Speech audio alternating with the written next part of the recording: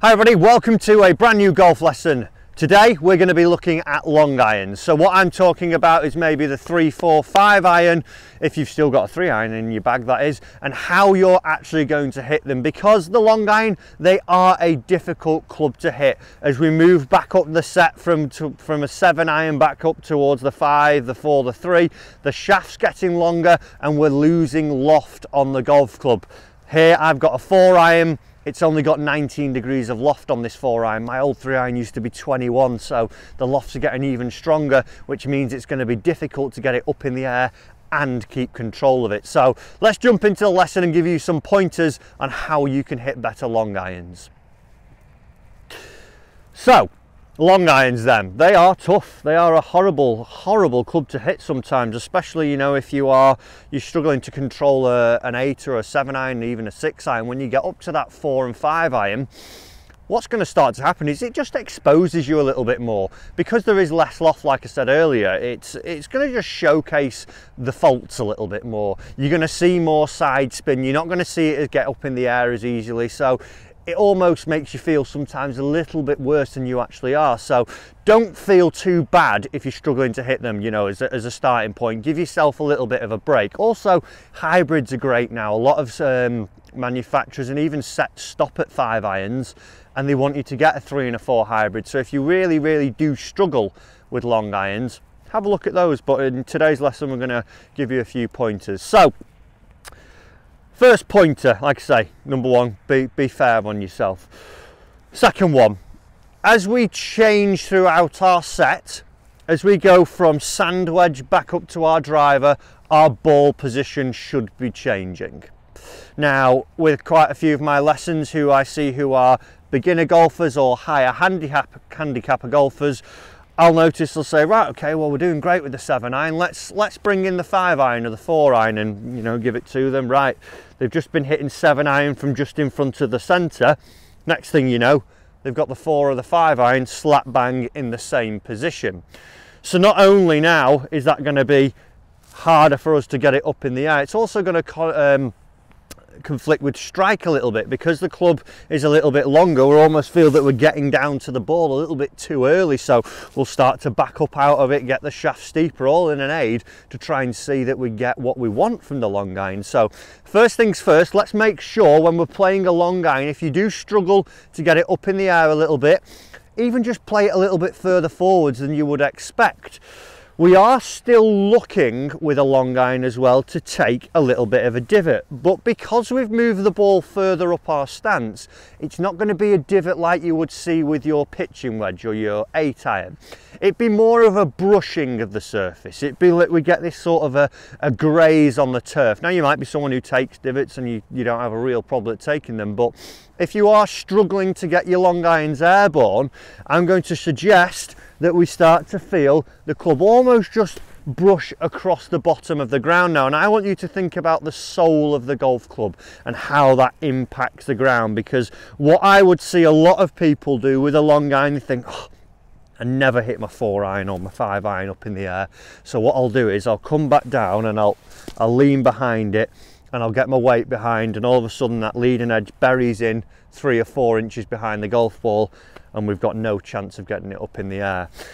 Even though it isn't very lofted, we still want to see that we get this brush and this weight moving forwards to see that we get the good strike and actually apply the spin needed to get the golf ball in the air. So let's get the ball a little bit further forward in our stance. So if I just address you here, here is the middle of my stance. I've gone wider because the club's a little bit longer now, so I've built a good platform. And what I like to suggest to my lessons, just to start off with, let's go about a club head behind your lead foot. So as you see there, 1 club head, the ball's now about a club head in front of centre as well. So good little reference for us there. Club head behind the lead insole and a club head in front of where our sternum would be.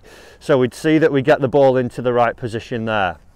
Then, like I say, we've got to get this brushing sensation, and we've still got to make sure that we get our weight forwards. We're not going to try and help this up in the air. As we go through this, that'll be apparent why in a second.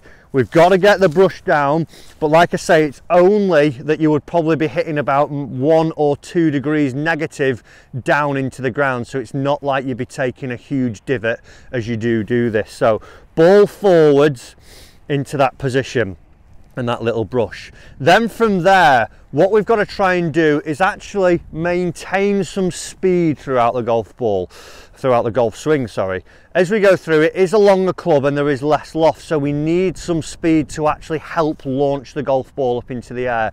If we lack speed and we're not committed to actually hitting these, we're actually going to struggle to launch it up in the air. Because of the less speed and the less spin, the ball would dive out of the air a little bit. So we've got to make sure we take a good setup, and that's why we've gone a little bit wider as well, because as we go through, we're going to see that we get up and speed through it a little bit more. So we've got to swing and try and keep that speed up. Don't swing to a point where you actually can't control the tempo. You should actually still be able to control your swing into a bounce finish, which is where we go next with the long irons. So here, ball forwards, good speed, and then we're going to commit to actually following through and getting a full balanced turn into our golf swing. Like I said earlier, a lot of people would actually start to come behind and start to try and help it up and hit a lot of the long irons off the back foot, because it's all the aid of getting it up into the air. So you see your pressure go down into your trail foot and you try and scoop that ball up into the air. Even though they have got little loft on them, speed will be better to help us get it up in the air. So we want to see ball in the right position, good wide stance, have a few practice swings where you just feel you're starting to get a little brush as you're going through, and then from there commit to that follow through and see that you still get the weight moving in front of your golf ball. If we can do those 3 things, we should see that we start to get a better strike on the golf ball as we go through. So here, lovely that one. Only the tiniest little divot have I got there.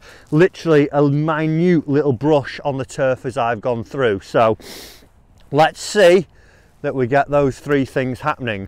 Then a final little bit for us, guys. We've got to commit to releasing the club with a lot of sorry, not a lot of loft, with very little loft.